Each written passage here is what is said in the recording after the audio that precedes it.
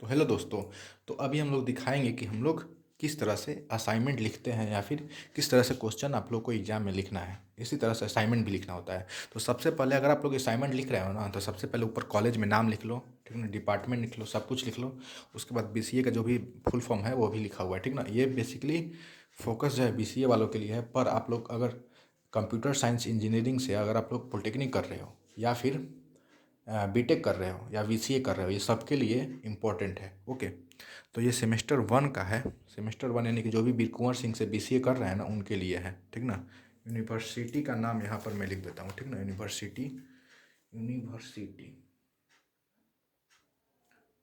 थोड़ा सा मिस्टेक हो गया। University,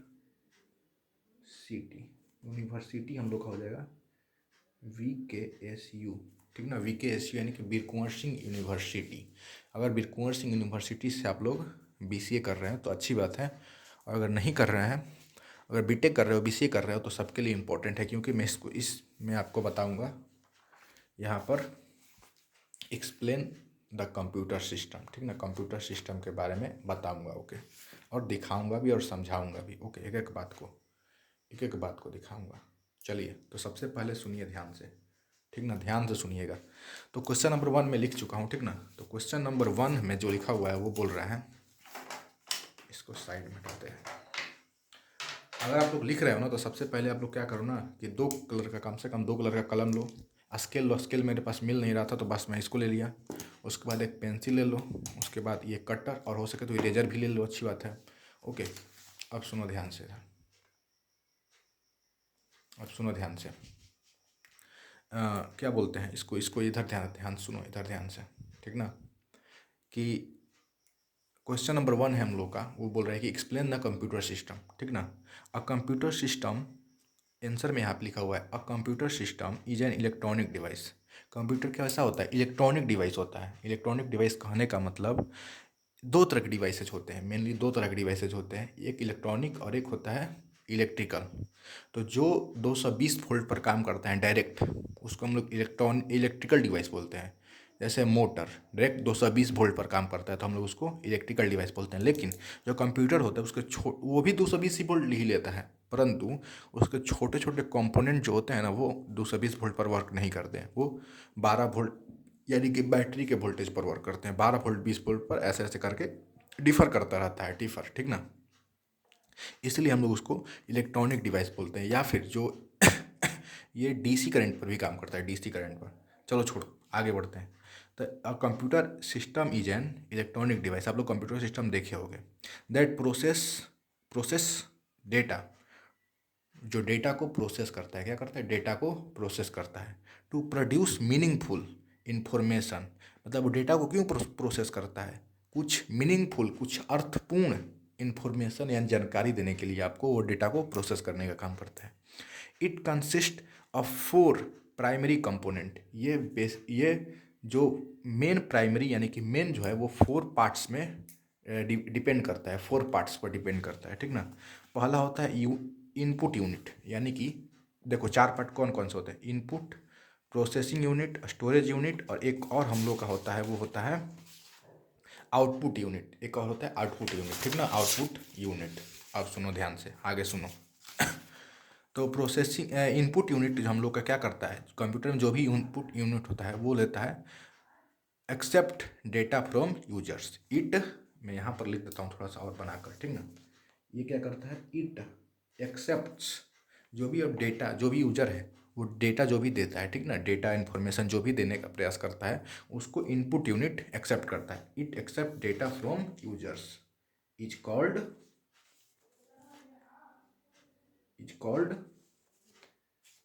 input unit, it's called input unit, ठीक ना, इनपुट यूनिट। एग्जाम्पल्स के लिए मैं यहीं पे लिख देता हूँ एग्जाम्पल्स। जैसे हो गया कीबोर्ड, कीबोर्ड कुछ भी हम लोग कंप्यूटर में डालना होगा तो हम लोग क्या करते हैं? कीबोर्ड का सहायता लेते हैं, ठीक। माउस, हम लोग एरो जो भी साइन होता है उसको हम लोग ETC लिख देता हूँ, एक्सेट्रा, ठीक ना, ETC।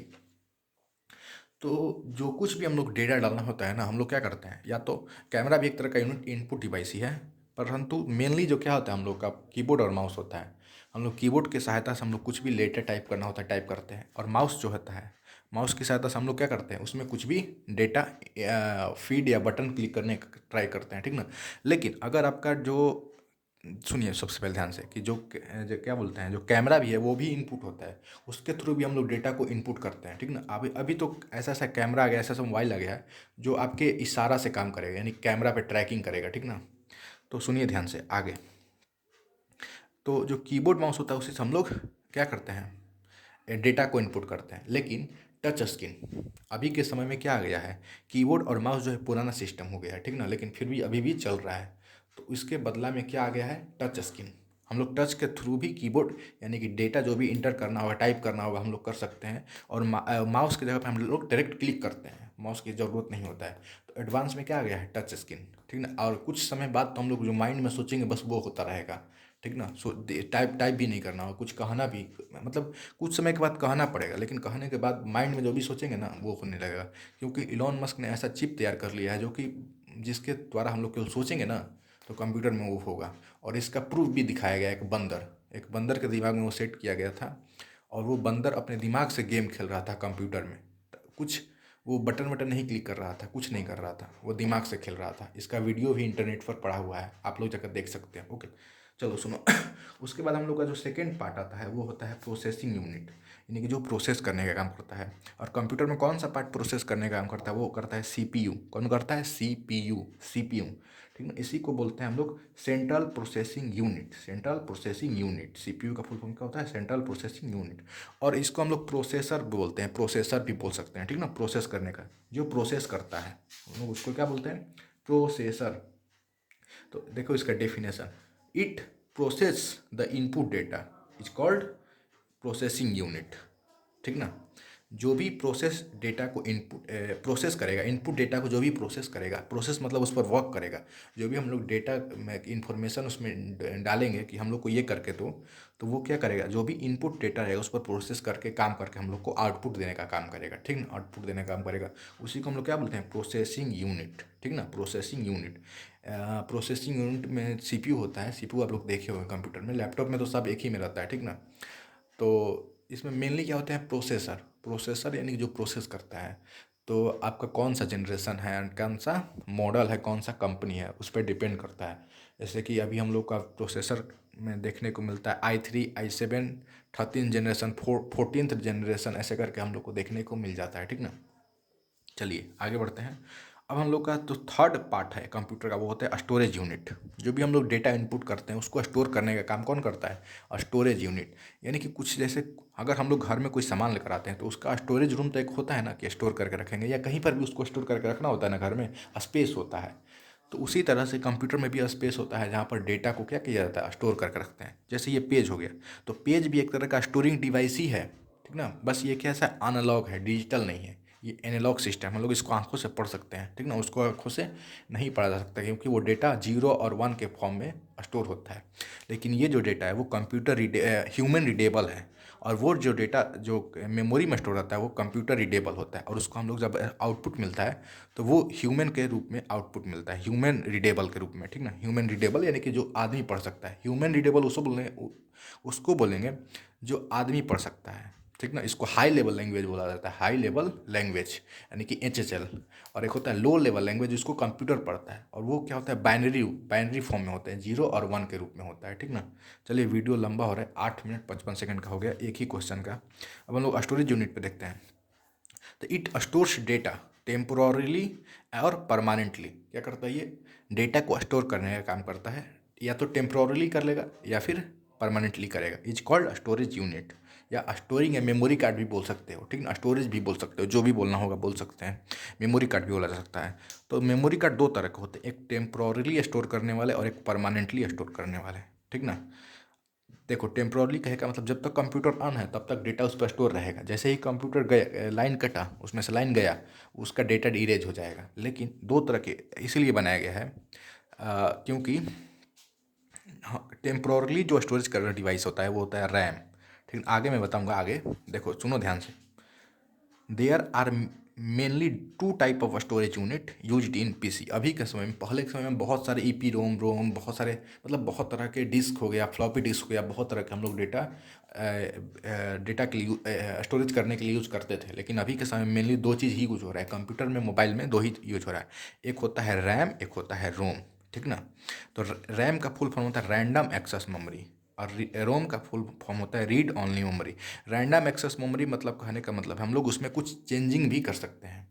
रीड ऑन उसको केवल रीड नहीं कर सकते हैं, और रोम में केवल रीड ओनली मेमोरी होता है, इसको रीड कर सकते हैं हम लोग, ठीक ना, रीड कर सकते हैं। चलो सुनो ध्यान से। अब कोई बोलेगा कि भाई दो तरह के मेमोरी क्यों रहता है कंप्यूटर में, तो देखो इसलिए रहता है ना कि जो रैम होता है वो बहुत फास्ट होता है, और हम लोग को कैसा चाहिए काम, फास्ट काम चाहिए। और जो रोम होता है वो थोड़ा स्लो होता है, ठीक ना, स्लो होता है। तो हम लोगों ने क्या किया है, अब कोई बोलेगा कि पूरा का पूरा सर फास्ट ही मेमोरी लगा दो ना। हाँ सही बात है कि फास्ट मेमोरी लगा सकते हैं पूरा का पूरा, लेकिन क्यों नहीं लगाते हैं, क्योंकि कॉस्ट ज़्यादा आ जाएगा। क्या आ जाएगा, कॉस्ट ज़्यादा आ जाएगा। अगर जैसे मान लो किसी किसी कंप्यूटर में 16 GB 8 GB का रैम रहता है, तो ही उसका कॉस्ट बहुत ज़्यादा हाई होता है। और हम बोले कि 512 GB 1024 GB का उसमें एक टीवी का एक टीवी का उसमें रैम ही लगा रहे, तो ऐसा नहीं होगा, ठीक ना। ऐसा होगा तो बहुत ही ज़्यादा हाई लेवल का वो बन जाएगा कंप्यूटर, ठीक ना। अभी हम लोग रोम में केवल दो ही चीज़ यूज करते हैं, एक HDD और SSD। तो HDD जो होता है वो हार्ड ड्राइव होता है, ठीक ना, hard drive, hard disk drive, जो कि स्लो होता है, उतना ज़्यादा हाई हाई स्पीड नहीं होता है। लेकिन जो अभी के समय में SSD यूज कर रहे हैं वो थोड़ा महंगा आता है, लेकिन वो बहुत ज़्यादा क्या बोलते हैं, वो ज़्यादा फास्ट है। Solid state drive, SSD full form याद कर लो, एग्जाम में पूछेगा, ठीक ना। HDD कहने का मतलब हार्ड डिस्क ड्राइव, और सॉलिड स्टेट ड्राइव, ठीक ना, याद कर लो। वो रोम के प्रकार है, वो क्या किसके प्रकार, रोम के। और रैम भी बहुत तरह के होते हैं, ठीक ना, AP रैम, ओ रोम, ऐसे करके बहुत सारे रैम आते हैं, ठीक ना। सुनो अब रैम किसे कहते हैं, तो it is a data storing device, data को स्टोर करता है, विच यानी कि जो यूज्ड इन पीसी, जो कंप्यूटर में यूज होता है और लैपटॉप में भी यूज होता है, एंड विच एंड जो स्टोर डेटा टेम्पोरली, यानी कि जो डेटा को टेम्पोरली स्टोर करता है, उसको हम लोग रैम बोलते हैं, रैम। आपको इसको राम पढ़ेगा, तो राम नहीं पढ़ना है, इसको रैम पढ़ना है, रैंडम एक्सेस मेमोरी, इसको रैम पढ़ा जाता है। राम भी लिखा हुआ है, ऐसा बात नहीं है, लेकिन पढ़ा जाता है RAM. It is used in PC because RAM is too fast. अब रैम का यूज होने का क्या कारण है, क्योंकि ये बहुत ज़्यादा फास्ट होता है, ठीक ना, बहुत ज़्यादा फास्ट होता है। चलो आगे सुनो, इधर इधर सुनो अब रोम। अब हम लोग रोम के बारे में चर्चा कर लेते हैं, ठीक ना। ROM, it is also a data storing device, ये भी एक क्या है, डेटा स्टोर करने का डिवाइस है। विच यानी कि जो store data permanently is called ROM, यानी कि जब तक उसको डिलीट न किया जाए तब तक वो स्टोर करके रखता है। इसीलिए हम लोग इसको क्या बोलते हैं, रोम, रोम बोलते हैं, रोम, ठीक ना, रोम, रीड ओनली मेमोरी।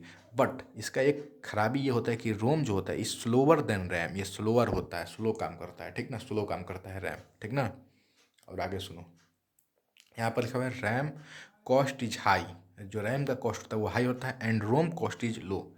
इसीलिए हम लोग ज़्यादा जीबी का जब यूज़ करना होता है, स्टोरेज करने के लिए, डेटा जब स्टोर करने का रखना होता है, तो हम लोग लो कॉस्ट का रोम यूज़ करते हैं, ठीक ना। लेकिन जितना हाई जनरेशन वाला और जितना हाई कॉस्ट वाला रोम होगा उतना ही ज़्यादा फास्ट कंप्यूटर वर्क करता है, ठीक ना। इसलिए आप लोग प्रेफर करो कि हाई क्वालिटी का और हाई जनरेशन का आप लोग क्या करें, रोम लेने का ट्राई करें लैपटॉप में, तभी आप लोग का लैपटॉप फास्ट वर्क करेगा। ओके, अब उसका देखो आउटपुट यूनिट, आउटपुट यूनिट में क्या है, it displays the processed information.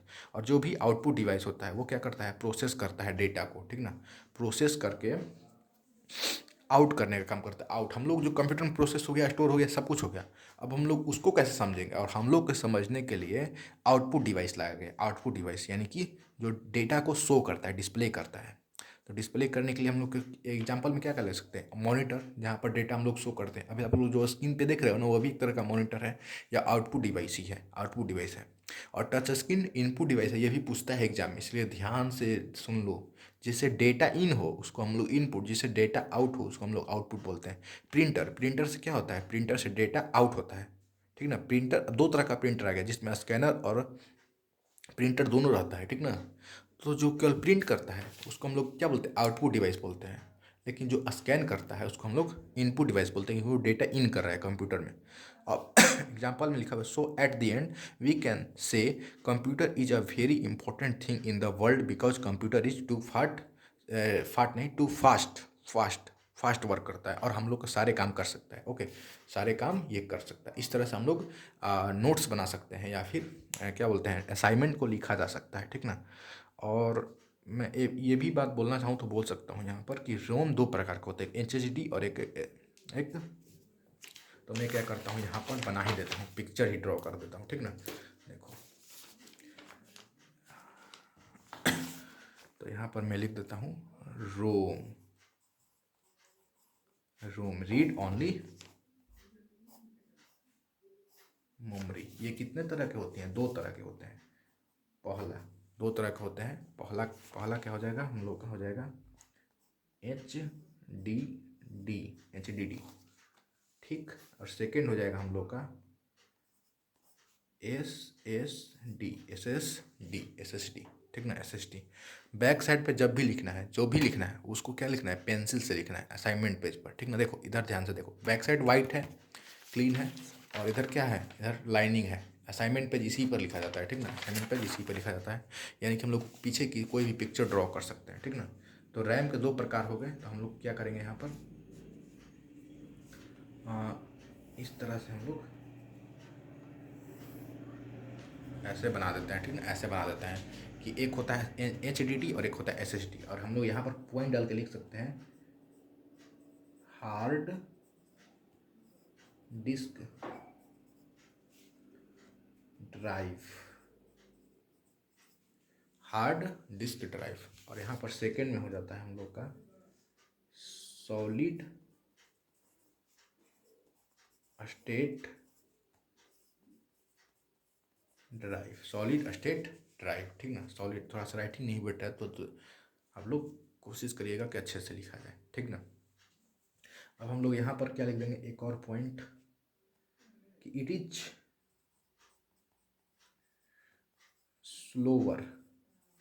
हम लोग HDD में लिख रहे हैं, इट इज स्लोअर देन। ये दोनों किसके टाइप है, रोम के ही टाइप है, दोनों परमानेंटली डेटा स्टोर करते हैं, ठीक ना। It is slower then SSD। और यहाँ पर लिख देंगे इसमें इट इज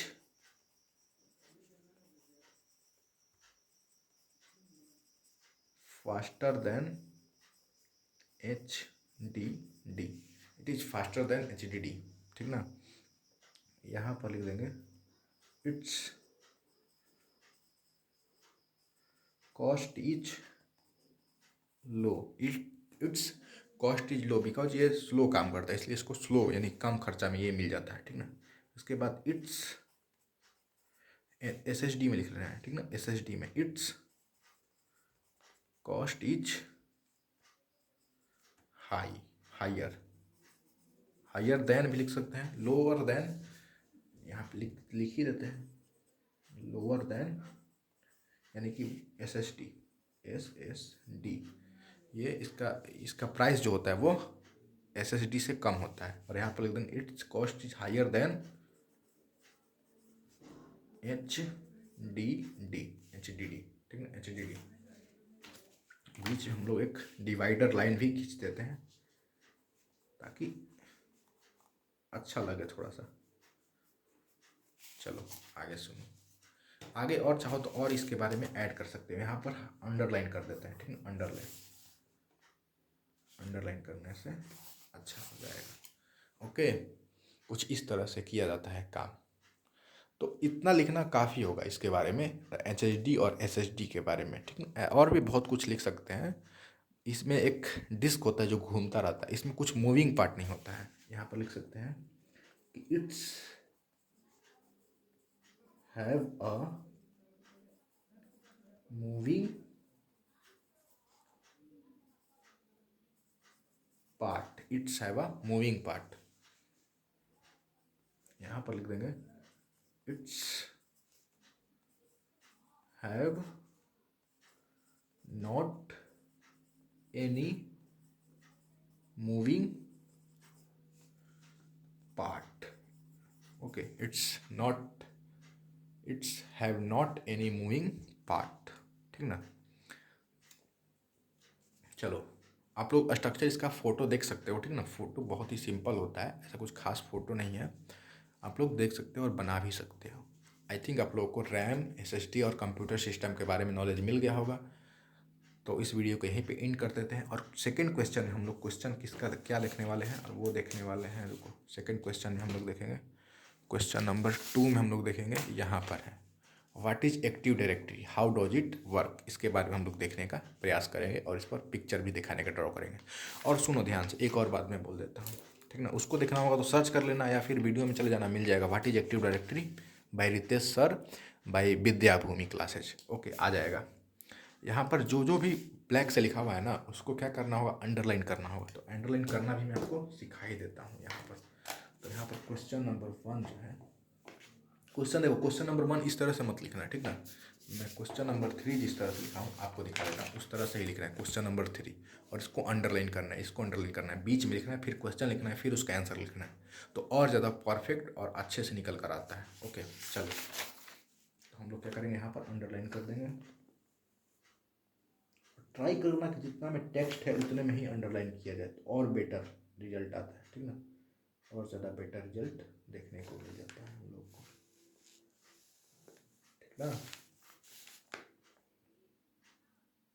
ध्यान से अंडरलाइन करते समय ध्यान से करना होता है, ध्यान से अंडरलाइन, ठीक ना। इस तरह से कुछ आप लोग को अब दिख रहा होगा अंडरलाइन, ठीक ना। इसी तरह से हम लोग इसको भी अंडरलाइन करेंगे, इसको भी अंडरलाइन करेंगे, इसको भी अंडरलाइन करेंगे, इसको भी अंडरलाइन करेंगे, ठीक ना। इसको भी अंडरलाइन करेंगे ब्लू कलर से, बस जो ब्लू कलर का है ब्लू कलर से, एंड जो ब्लैक कलर का है उसको ब्लैक कलर से अंडरलाइन कर दिया जाएगा। इसको भी, इसको भी, इसको भी करेंगे, इसको भी, ठीक है। इसको नहीं, इसको और इसको करना है, बस एग्जाम्पल को थोड़ा सा अंडरलाइन कर देंगे, ठीक है, एग्जाम्पल को। ओके, बस हो गया। और हो सकता है तो लास्ट में एक तरह का ऐसा कुछ बना सकते हैं आप लोग, और नहीं चाहे तो नहीं भी बना सकते हैं, ठीक है।